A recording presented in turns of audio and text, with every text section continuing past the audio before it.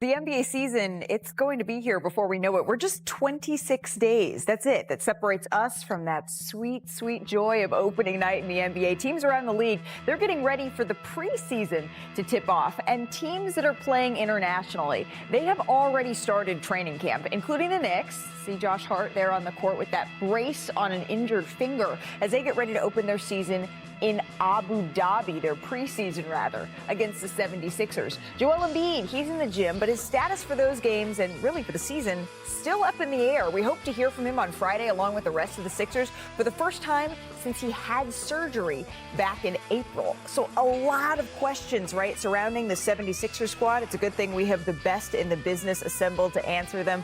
Bobby Marks, Tim Bontemps, I'm Malika Andrews. And Tim, by this time tomorrow, reporters, they should have met with Joel Embiid. We thought we were going to hear an update 6 weeks after surgery. It has been about 6 months. We have heard nothing. What do you want to hear him answer tomorrow? I want to hear Joel Embiid tell us how he's feeling and what he expects to be able to do this season. That to me is not only the biggest question around the Philadelphia 76ers, it's arguably the biggest question in the entire Eastern Conference. As you talked about a lot yesterday, the East is wide open. And if Joel Embiid is able to be on the court, if Paul George is able to come back from this knee injury, they've got Tyrese Maxey, they've got Kelly Oubre, they've got VJ Edgecombe, the third overall pick in this year's draft, Jared McCain, we'll talk about in a bit. Obviously was going to look like he could be rookie of the year last year before he got hurt. They have a lot of talent on this team. They can compete with anybody in the East, but it all goes back to this guy right here, Joel Embiid. And can he get on the court, and can he look like the guy who a couple years ago was going back and forth with Nikola Jokic for MVPs? If that happens, Philly's in business. And if that doesn't happen, the season's going to look like a lot like last year. That's going to lead to a lot of questions about the future, not only of Joel Embiid, but of this Philadelphia 76ers team going forward. So if anyone forgot how many games, as we say hello to our Brian Windhorst, Joel Embiid played last year, he only played in 19 games. That was his fewest since the 2015-16 seasons. This is a guy who averaged a point a minute in 2023-2024. Brian, what have you heard about how the 76ers are planning to manage Joel Embiid here? Yeah, so I know that there's going to be a big focus of when Joel Embiid is going to be able to play. And I'm not sure that you're going to get a firm answer on that tomorrow or even in the near future. What I think the 76ers want is not so much about when he can start playing. It's about when he does begin playing, keeping him sustainably on the court. Yeah. Because he was never right last year. From the first moment of training camp, he was never right. He was fighting against that knee. It took him weeks just to figure out what to do about that injury before he had the surgery. So I know there's such a focus on when to see him out there. It's really a holistic approach. They're really trying to figure out how to keep him upright. And obviously, we also need to hear from Paul George, who had surgery in July, to see when his timetable might be. And I also want to point out, not to focus on the negative, they still have an unsigned key piece in Quentin Grimes, a restricted free agent who's been in a stalemate for months now. That is also unresolved. And Paul George, Nick Nurse, and Daryl Morey, the GM of the team, will all speak tomorrow. And Shams has said that Quentin Grimes, he may not even travel with the team on this upcoming international trip as they try to work out this contract here. I don't like this. I don't like that we've started this show in this segment, and I think if we had turned the word surgery into a drinking game, we'd all be drunk 5 minutes in. I don't like this, Bobby. So can you show us what it is the 76ers are actually dealing with, what they're looking at with their roster? It's the forgotten team, right? Remember last year's offseason winner, the Philadelphia 76ers? They go out and sign Paul George. They draft Jared McCain here. This is the roster. When we look at it, when it's healthy, I think it can compete with New York and Cleveland in the Eastern Conference. Of course, the question regarding Joel Embiid and Paul George and Jared McCain coming back from that injury. Tyrese Maxey, of course, is back. Here's some of the big questions when we look at Philadelphia. Which Joel Embiid and Paul George will we see this year? Both guys certainly limited last year with injuries. Did we learn anything from last year? Look at this. 15 games together, the big three, one game under 500. Malika, I think this backcourt, when you look at Maxey, McCain, Edgecombe, and I think, when they add Quentin Grimes, could be one of the better backcourts in the Eastern Conference. And the Achilles, the front court depth, when you look at it, at Dembona, Andre Drummond, Trendon Watford, Justin Edwards, I do think there's an Achilles with this Philadelphia team outside of the injuries. the front court depth where there could be something that they're going to have to address during the season. I just remember, and I've said this a couple of times, I went out to the 76ers training camp last season, Brian, and when I went out there, before a game had even been played, what Joel Embiid had told me was, okay, this team is assembled so that I can miss games. Of course not play in only 19, but this is the way that this team was put together. I'm not sure I see what's different from last season to this season. Do you? No, I think the big concern about Joel Embiid is that he left Paris from getting his gold medal healthy. He was not dealing with any sort of significant knee thing. And when he came to begin working up for the season, he wasn't right.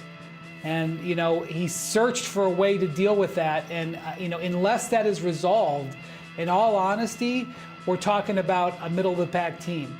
When Joel Embiid is right, he is one of the biggest weapons offensively the league has ever seen. He elevates them, especially in a conference that is vulnerable. And so as Bontemps said, that health and where Joel Embiid is, not necessarily on August or on October 1st, but where he could be in the back half of the season is one of the most important things we can see in the NBA going into the year. Health is the number one question. You've got to have more than 15 games with your big three together on the floor. We're going to have at a media day tomorrow, suffered a UCL tear in his right thumb and his shooting hand. It's unclear how long he's going to be out, but I don't think it's going to be a short-term absence. And obviously again, we just spent all this first segment talking about the Philadelphia 76ers and the Joel Embiid situation and everything that's gone on with this team. Jared McCain had a great first 2 months last year, looked like he was going to be Rookie of the Year, suffers a meniscus tear, he's out for the season, really was pretty much the epitome of how last year went. Yeah. Now they're out without him to start the year. We don't know what's up with Quentin Grimes, who still is unsigned, the Joel Embiid situation, the Paul George situation.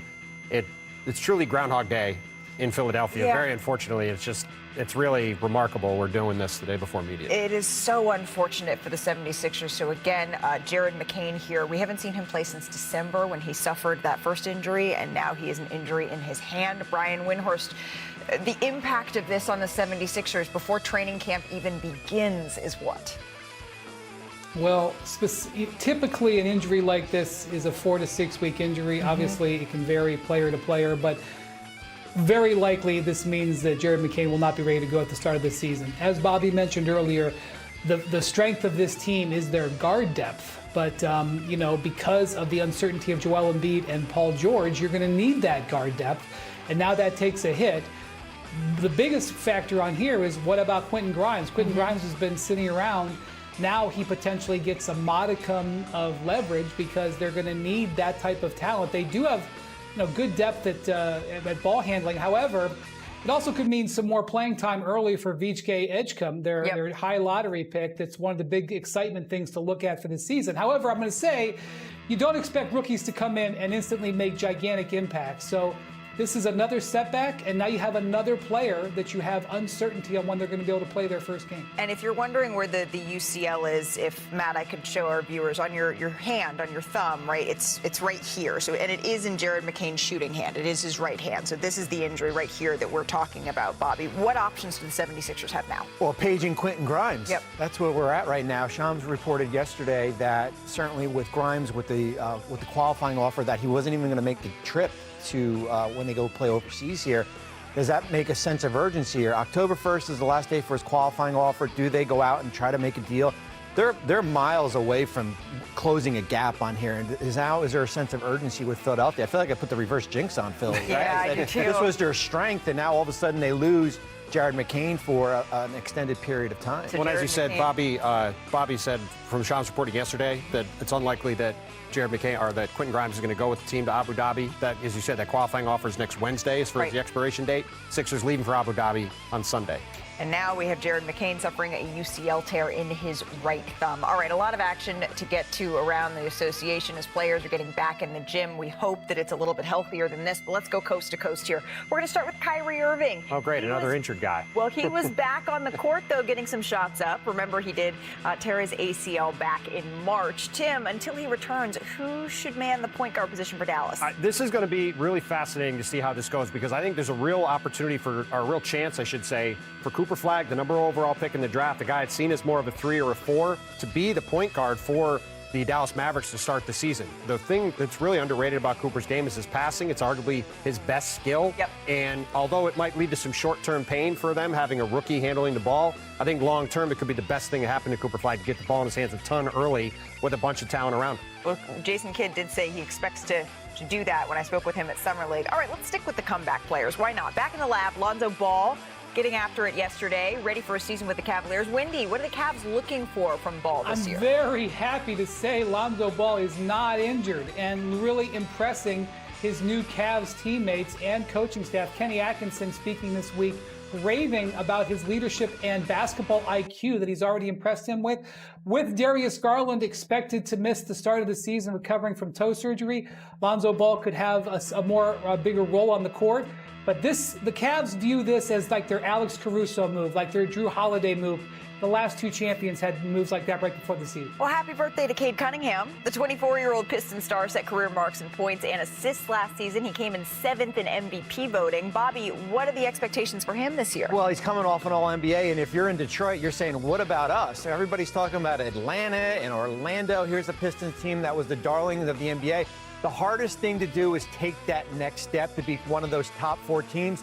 We're going to see how the impact of losing Dennis Schroeder and Tim Hardaway Jr. Right. They do get Jaden Ivey back this year. And the Pistons are one of the more fun stories around the league last year. Did you guys see this? Zion Williamson, he was working out with the Pelicans training camp. And all right. Tim, he's looking like he's in phenomenal shape. Could this be, I know we say this every year, but I want it to be the cusp of the best season of Zion's career thus far. Let's just see Zion Williamson play 65 or 70 games, right? Like, let's just see him get through a season healthy. At this point, if he does that, yeah, it'll be the best season that he's had. And look, Zion looks great. He looks healthy. He's trimmed down. Like, it's great seeing him doing this stuff in camp, but let's see him doing it all the way until March and April. If he can do that, Pelicans will be thrilled to have him out on the court that much this season. Tough Western Conference that the Pelicans are trying to crack here. ESPN has released the top 100 players in the NBA rankings, and today it was the top 10. Interestingly, the top 5 all-international players. Current MVP Shai Gilgeous-Alexander came in just behind Nikola Jokic for that #1 spot, mirroring your guys' poll, right? Yep. And take a look at spots 7, 8, and 9. The legends, that's where Steph Curry, LeBron James, and Kevin Durant, they all reside, boom, boom, boom, right next to each other. So, Tim, which of these 3 do you think is set to have the best season thus far, based on the reporting and things you're seeing around the league? I would say Steph Curry is. And look, I think you can make an argument for any one of these guys still, but I think when you look at where Steph is in his career, he's obviously, when he's been out on the court the last couple of years, he's still a guy that strikes fear in opposing defenses in a way that very few guys in the league can, with his shooting, his ability to move off the ball. And this Warriors team, again, let's see what happens with Jonathan Kuminga, but assuming that gets resolved sometime in the next week or so, they eventually get Al Horford signed, to get Gary Payton back in, to get DeAnthony Melton back. They've got a ton of talent around Jimmy Butler, Steph, and Draymond Green. And this is a team that won 48 games last year with Jimmy Butler only on the team for the second half of the year. So I really like where Golden State's at overall. And if they can keep Steph healthy, I think he's got a chance to have a really great year for the Warriors. I'm expecting all 3 to be in the top 10 a year from now. That's what my expectation is. So that means you're expecting LeBron to be coming back again another year. Wow, putting me on the spot here. I'm just doing it. You did just say it. Yes, I am. I am Okay. expecting him to play next year. Now, where is he going to play? That's going to be, we don't know that yet. But I do expect where these 3 players are right now, they're going to be playing at a high level right now. The one question for LeBron, though, is where is he health-wise? I think that is going to be, and we'll see when Media Day opens up next week, is where is he, because that Minnesota series, limping off that court, that's my big question for him. Right. When we look at the top 10, though, clocking in at number 5, we mentioned the top 5 all-international players, and you see in the top 5, Victor Wembanyama is number 5, behind a handful of MVPs, and a player that we expect to win an MVP, if not this year, then in years to come.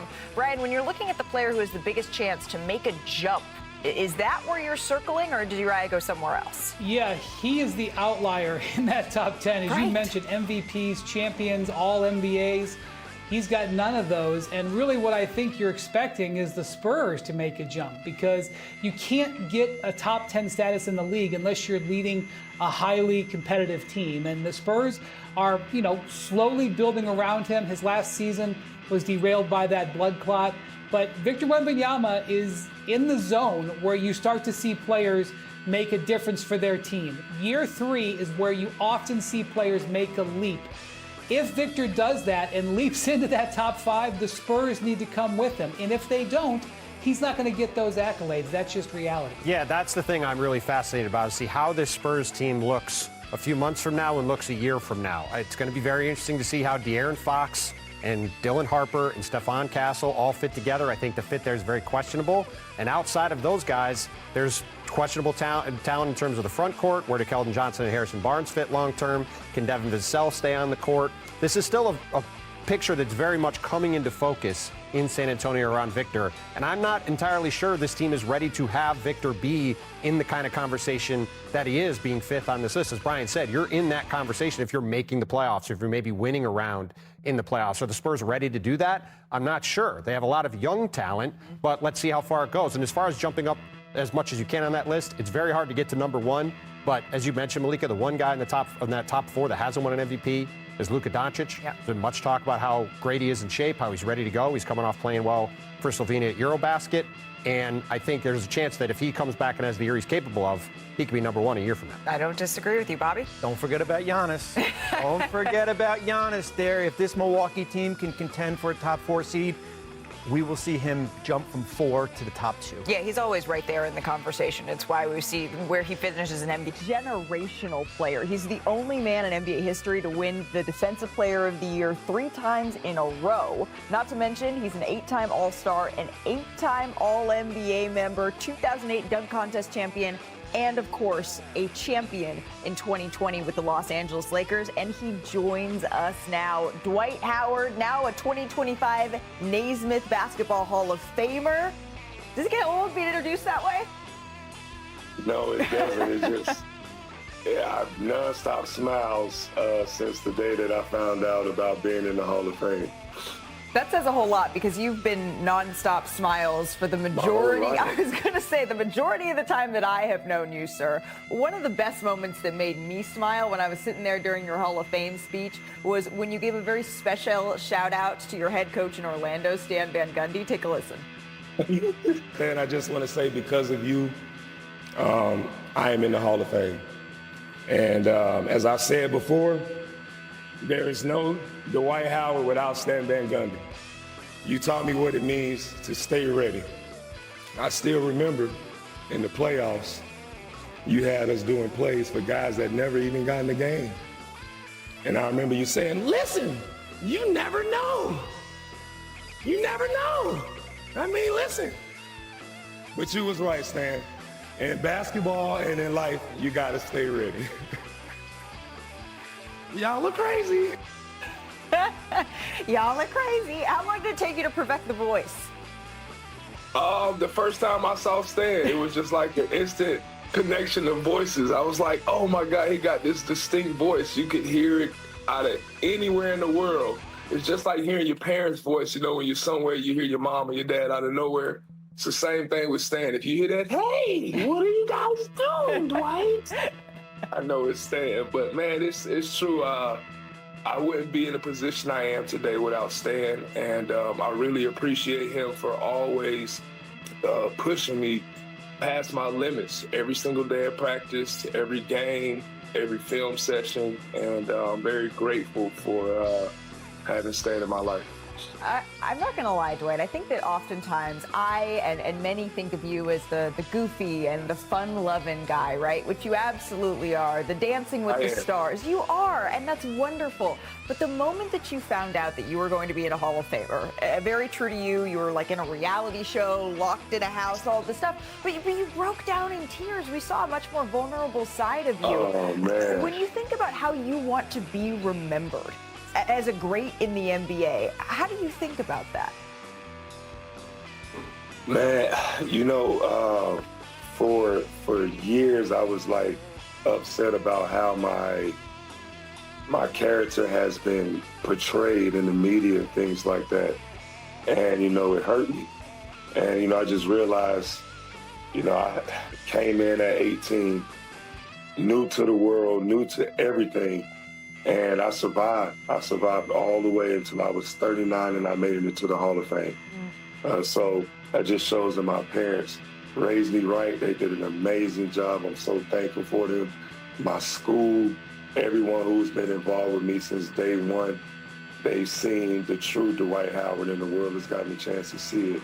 And I know during my basketball days, I got a lot of flack for playing and having fun and stuff like that, but I genuinely was just so happy that I had a chance to play basketball and I had a chance to be in the NBA, that every day I wanted to show God, how thankful I was just for this opportunity, because it's truly once in a lifetime, and I don't really think people understand how difficult it is to get to the NBA, how difficult it is to get to be a superstar, an all-star, to get to the Hall of Fame. All these things are very difficult, and God has blessed me with the talent, the will, and the spirit to get it done. And I'm just so grateful that the only way I know how to show him is just smile. And I know it's gotten twisted and turned as if I didn't care or if I was just having too much fun, but it was just thanking God. Well, I think that it's a good thing to keep in mind, right? When you show up somewhere so young and you're growing up in front of so many eyes, right? Having a little bit of grace to make those mistakes. I think it's something, I hope that I am afforded as well. All of us hope that we are afforded that. But you were a menace in all the best ways on the basketball floor. Just like that, particularly on the defensive end. Do you have a favorite player in the NBA right now? Oh, 2K I do. Okay. I have two. Obviously, you got to go with the number one because he's cold on there, Shea. But Cade Cunningham from Detroit. Yep. He is cold on the 2K. And I'm just learning how to play, so if anybody can help me, because I cannot shoot for green on nothing. I guess this has been a problem my whole life. I can't get the green button for nothing in real life. And on 2K. Somebody help me out, Ronnie. Well, yeah, there you go. Ronnie 2K may be able to help you out. And I think it's Cade's birthday today, so shout out Cade Cunningham. Hey, Dwight, on this show, we like to play a little game with our guests. We call it This or That. We're going to show you two plays, and you tell me which one of your highlights you like better, right? Best alley-oop. Okay. We're going to start here. This buzzer beater that you had against the Spurs, or when you reached all the way back here against the Celtics. Oh. I got to go with that with the Celtics. I got to go with that one because Jameer's pass is nice. And then my Deshaun Stevenson jumping with me in the air. And then Paul Pierce is like, Jesus Christ. And I know the one with Tim Duncan is an all-time great, but there's just something about that lob right there. We had to go to your best blocks. Ty Lawson or Luol Deng? Luol Deng. That one right there was crazy. It's like I had to grab the backboard to stop myself from going forward. The commentator was like, Dwight Howard flies out of nowhere like a condor. I won't forget that one. It's a bird. It's a plane. It's Dwight Howard. No, it's a condor. Best poster. This one on Drew Holiday. Oh, gosh. Poor young Drew. Oh, my God. Look at AI on the bench. And then you got Kristaps Porzingis. Oh, man. That one's going to be tough. Kristaps got me back right after that. He dunked on me right after that. And when I played for the Hawks, he got me really bad. So I'm going to have to go with this first pass from Jameer on Drew Holiday. Jesus Christ, what was he thinking?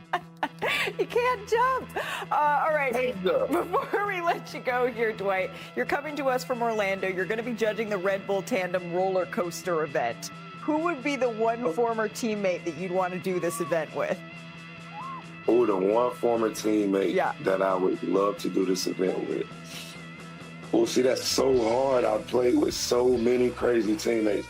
I would have loved to annoy Kobe while we're doing this. So I would say that would be one of my teammates. I know he would get hot because I'll be out there going crazy on a little tandem bike. Rest in peace. But I'm going to have to go with one of my funniest teammates all time, Hito Turkoglu.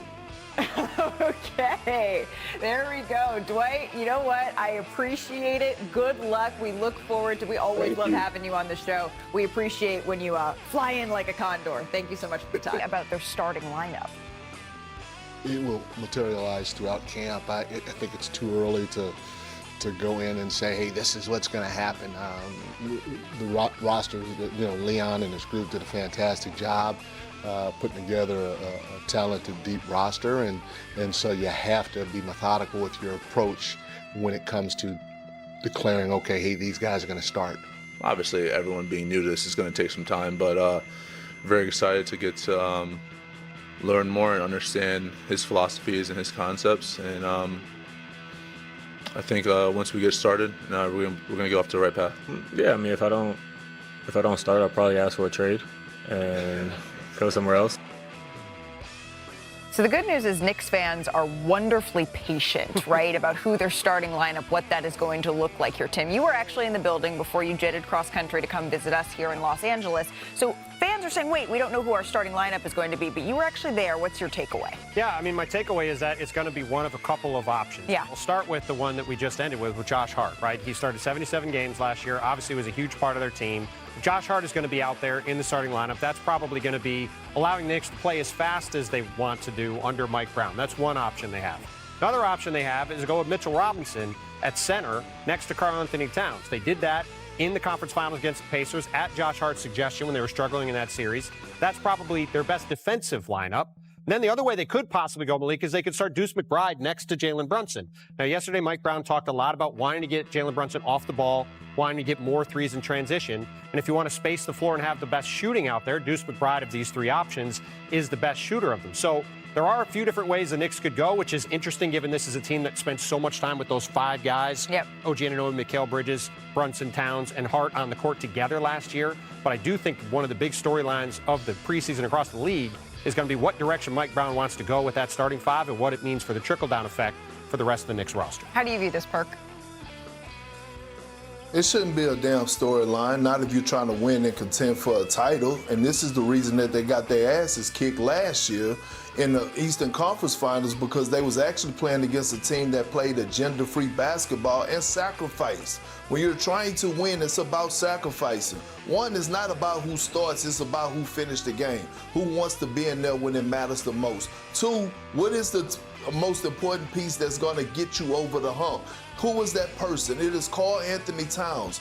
How can you put him in the best position possible defensively? You know how? By letting him play the four. Don't have Karl-Anthony Towns being your five and your center to be your anchor defensively. We saw the success that he had when he was in Minnesota playing alongside Rudy Gobert and letting Rudy take on all the defensive assignments. If I'm Mike Brown, this is not even a question. I start Mitchell Robinson. And if it's about winning, everyone has to fall in line. If it's about accomplishing a goal that's bigger than any individual, the best thing for them to do is to protect Cat, protect his defensive liabilities, and the only way to do that is by starting Mitchell Robinson alongside Karl-Anthony Towns The only thing I'll add real quick to that, Perk, is everybody did say all the right things yesterday. Like Josh Hart said, whatever decision Mike Brown wants to make, I'm not worried about starting or not, even though I think I'm a starter in the league.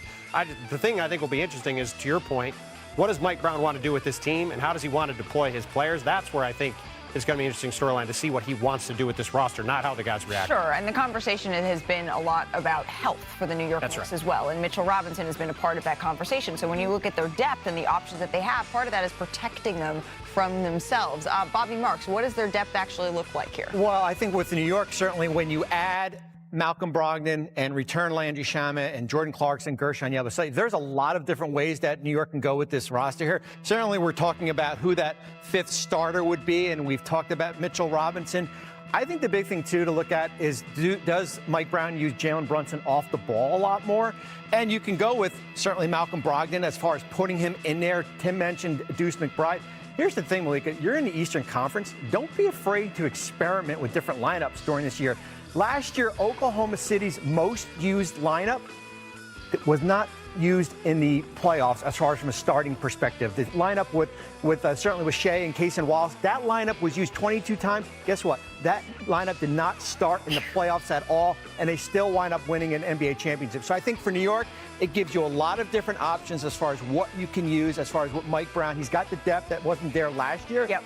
you can experiment with different lineups during the year because, as you said, in the Eastern Conference, it is wide open. Yeah, that's where they're going to need to utilize that depth. And like I said, the Knicks preseason schedule right around the corner, right? Starting with the 2025 NBA Abu Dhabi games, New York will play the Philadelphia 76ers twice. They will also face the Timberwolves, the Wizards, the Hornets as well before their season opener. That is on October 22nd against the Cavaliers, another team right there at the top of the Eastern Conference. So speaking of the 76ers, they have plenty of questions heading into the season, but there is one looming roster move that is yet to happen here, Shams, for the 76ers. What more can you tell us? It's the restricted free agency of Quentin Grimes, and I'm told both of these sides are very far apart on a deal. Quentin Grimes' agent, David Bauman, told me today that it was the first time today that the Sixers made a formal hard offer to Grimes as a restricted free agent. And Bauman added to me that Grimes will not be attending 76ers Media Day on Friday. He also will not be traveling with the team this weekend to Abu Dhabi for preseason. From the 76ers side of this all, getting B.J. Edgecombe in the high lottery, obviously that changes the dynamics of their backcourt. And there is a level of uncertainty going into this year, health-wise, with key players like Joel Embiid, Paul George. And where does that leave the Sixers in terms of offering those high-value, high multi-year deals?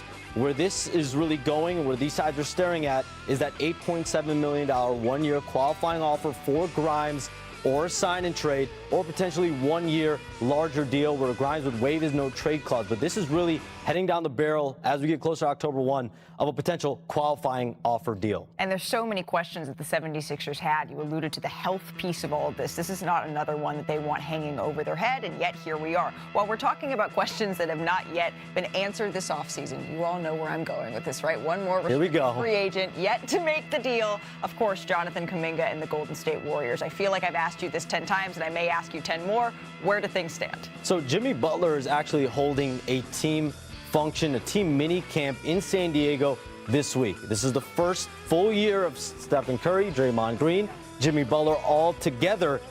One player that is not there, the only player on the potential Warriors roster that isn't there, is a restricted free agent, Jonathan Kuminga. My understanding is he is not appearing at this team function, this camaraderie mini camp in San Diego.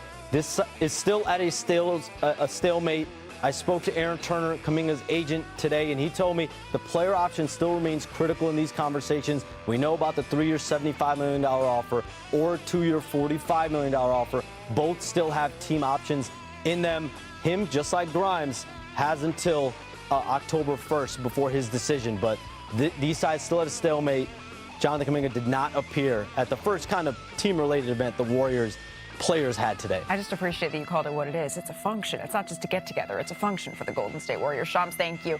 Media Day, though, it's come and gone for 4 of the 30 teams in the NBA. So what do you say? Let's recap some of the highlights, shall we? We're going to start in Brooklyn. That's where new swingman Michael Porter Jr. had some thoughts on his new commute. The traffic is tough. So I shipped a car out here. I was figuring out, can I drive? And I'm ended up being like, no, the $250 a day of Ubering is worth it out here. You know, 'cause I had a car in Brooklyn, ain't worth it. New York is different.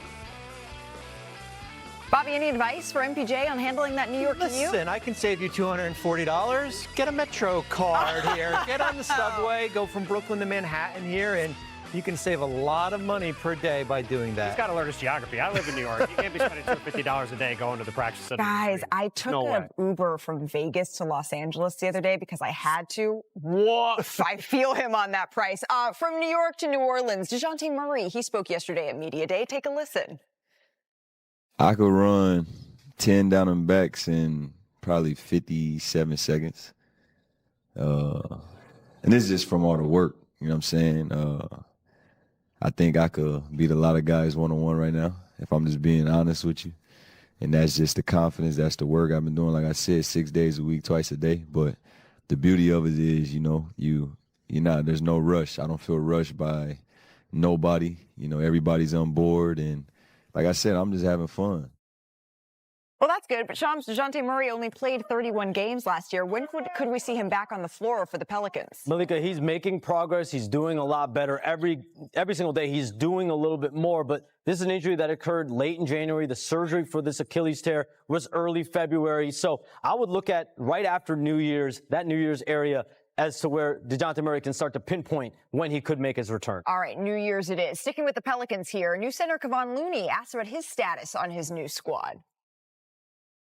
I would say Unk age is probably, I played with real Unks that was in a 30, 35. I played with a couple 40-year-olds, so I know what real Unks look like. Shout out my man Andre Iguodala. He was like 45 when he was playing with me. So I would say about 35 is the age you can be considered. In the NBA locker room, 34, 35 is the Unk age in the locker room, not 29.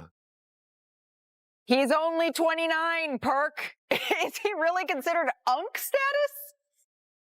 Yeah, he's considered Unc. You know what I mean? Once you hit 30, you become Unc and Auntie. You know what I mean? I was called Auntie yesterday. Yeah, we're definitely Unc. I was Unc right there. Look, coaching up Braun, getting on this behind. I'm 30. You was called Auntie yesterday? Yeah, I was born in 1995, and I was told